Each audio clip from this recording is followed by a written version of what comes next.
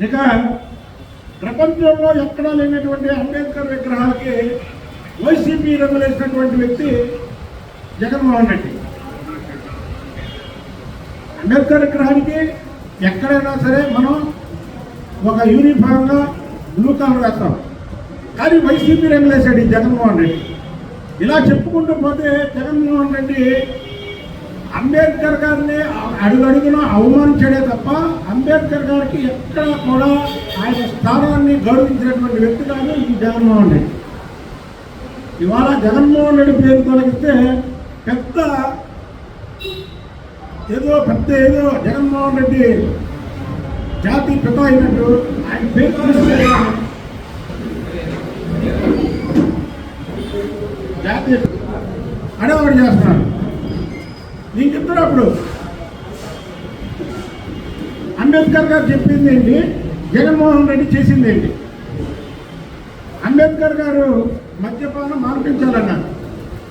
జగన్మోహన్ రెడ్డి జనంతో తాగించి ఖజానా నింపాలని చూసుకోవడమే కాక ఎన్నికల హామీలో మద్యపాన నిషేధం అని చెప్పి మద్యపాన నిషేధాన్ని తుంగలో తొక్కినటువంటి వ్యక్తి జగన్మోహన్ రెడ్డి. అలాగే సంపద సృష్టించాలన్నాడు జగన్మోహన్ రెడ్డి గారు. ఈయనేం చేశాడు, ప్రజల వద్ద నుంచి పన్నులు వసూలు చేశాడు. అలాగే పరిశ్రమల్ని ప్రోత్సహించాలన్నాడు. ఈయనేం చేశాడు, పరిశ్రమల దగ్గర నుంచి గేట్ ట్యాక్స్ వసూలు చేస్తే భారతదేశంలోనే ఒక మంచి పేరున్నటువంటి పరిశ్రమగా అమర్ రాజా ఫ్యాక్టరీ ఉంటే వాళ్ళ దగ్గర నుంచి గేట్ ట్యాక్స్ వసూలు చేసి వాళ్ళు నానా ఇబ్బంది పెడితే ఇక్కడి నుంచి పక్కన ఉన్నటువంటి తెలంగాణకి అమరనాథ బ్యాంకు కట్టుకోవాల్సినటువంటి పరిస్థితి. పత్రికలకు స్వేచ్ఛను అన్నారు అంబేద్కర్ గారు. నువ్వు పత్రికలకి ఎక్కడ స్వేచ్ఛ ఇచ్చావు, మీడియాకి ఎక్కడ స్వేచ్ఛ ఇచ్చావు? మీడియాకి సంఖ్యలు వేసినటువంటి వ్యక్తి జగన్మోహన్ రెడ్డి. అలాగే పౌరులకి స్వేచ్ఛ ఇవ్వాలన్నావు. నీ ప్రభుత్వంలో ఎవరన్నా స్వేచ్ఛగా బతికారా? ఏ వర్గాలన్నా స్వేచ్ఛగా ఉన్నాయా? ఇక్కడ దళిత బడుగు బలహీన వర్గాలలో ఇక్కడ అందరూ ఉన్నాం. ఎవరు ఏ ఒక్క వ్యక్తి కూడా స్వేచ్ఛగా బతికినటువంటి దాఖలాలు ఈ రాష్ట్రంలో లేవని భారతదేశం మొత్తం కూడా తెలుసుకొని భారతదేశంలో ఆంధ్రప్రదేశ్లో ఒక్క పరిశ్రమ పెట్టడానికి కూడా రాలేని పరిస్థితి పారిశ్రామికవేత్త. నువ్వు ఇవాళ అంబేద్కర్ గారి పేరు కంటే నీ పేరు పెద్దది పెట్టుకొని ఆ పేరుని ప్రజలు తొలగిస్తే దాని గురించి మాట్లాడాలనుకుంటున్నాం. అంబేద్కర్ గారు ఏమన్నారు, ప్రజలందరినీ సమానంగా చూడాలి, అన్ని వర్గాల ప్రజల్ని ప్రోత్సహించాలన్నారు. నువ్వేం చేసావు?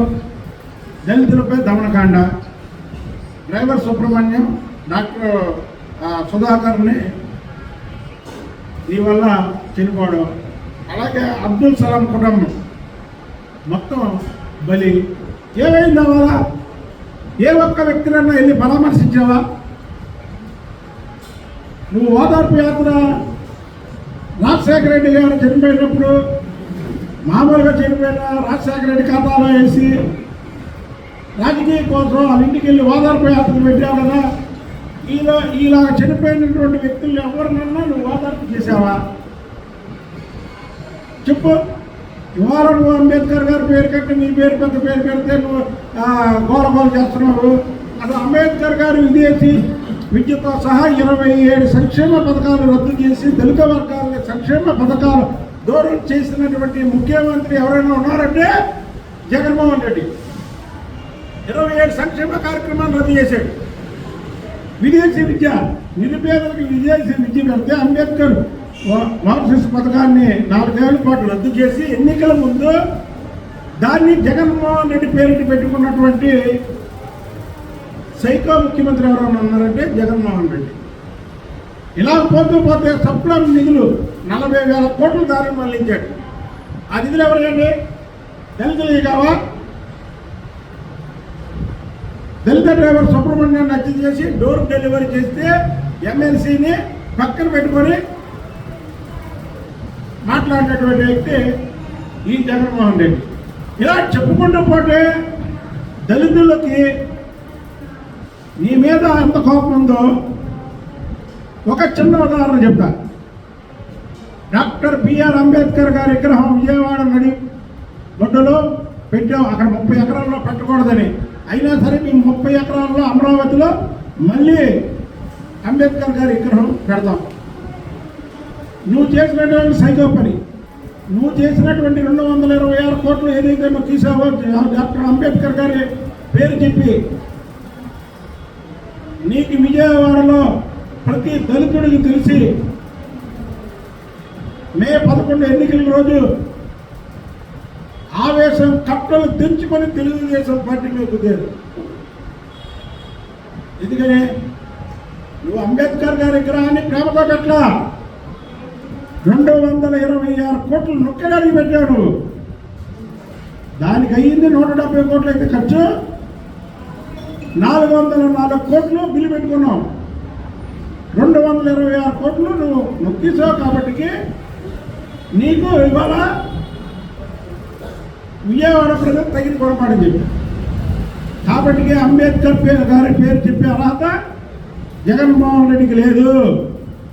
అంబేద్కర్ గారిని వైసీపీ రంగులేసి అంబేద్కర్ గారిని అవమానించినటువంటి వ్యక్తి జగన్మోహన్ రెడ్డి. జగన్మోహన్ రెడ్డి పాలనలో ముఖ్యంగా దళితులకి, బడుగు బలహీన వర్గాలకి, ముస్లింలకి రక్షణ లేకుండా పోయింది. ఇవాళ చంద్రబాబు గారు రాబట్టి రాష్ట్రంలో ప్రతి ఒక్క వర్గం కూడా ప్రశాంతంగా నిద్రపోతున్నారు. అది 3 నెలలు అయితే పదవి లేకుండా జగన్మోహన్ రెడ్డి రాత్రి ట్వీట్లు నీలాగా ప్రభుత్వానికి రావాల్సినటువంటి ట్యాక్స్ ప్రభుత్వానికి రాకుండా ఏ ట్యాక్స్లు మళ్ళించమంటావా? ఇది ప్రజాప్రభుత్వం. నీకు అసలు అర్థమైందో లేదో, ఇది ప్రజాప్రభుత్వం. ఏ ప్రభుత్వం నడవాలన్నా ప్రజలతోనే నడిచింది, ప్రజలు సహకరించాలి. అసలు ఆ చిన్న పాయింట్ కూడా తెలియకుండా నువ్వు ముఖ్యమంత్రి అయ్యావంటే మామూలు గ్రేట్ కాదు. నేను చదువుకోవాలని వ్యక్తి నేను చెప్తున్నాను. నేను రూపాయలు నడుతాయా? రూపాయలు పరిశ్రమలు వస్తాయా? చెప్పండి. జగన్మోహన్ రెడ్డి గారు రెండోసారి ముఖ్యమంత్రి అయితే మొత్తం రూపాయలు పెట్టేవాడు. గవర్నమెంట్ ఆఫీసులో ఆ ఉద్యోగస్తులను కూడా తీసి, అంటే అతని ఇది అలా ఉంది. కాబట్టి అంబేద్కర్ గారి మీద కానీ, లేదా జగజ్జీవన్ రావు గారి మీద కానీ, అబ్దుల్ కలాం గారి కానీ, జ్యోతిరావు పూలే గారి మీద కానీ, ఇలాగ బడుగు బలహీన వర్గాలు, మైనార్టీలు, ముస్లిమ్స్ కానీ, అలాగే దళిత వర్గాలకు కానీ ఎవరినైనా సరే ప్రేమించే ఏకైక పార్టీ తెలుగుదేశం పార్టీ. అంతేగాని ప్రజల్లో ఏదో కులాలు చిచ్చు పెడదాం, కులాలు చిచ్చు పెట్టి రాష్ట్రాన్ని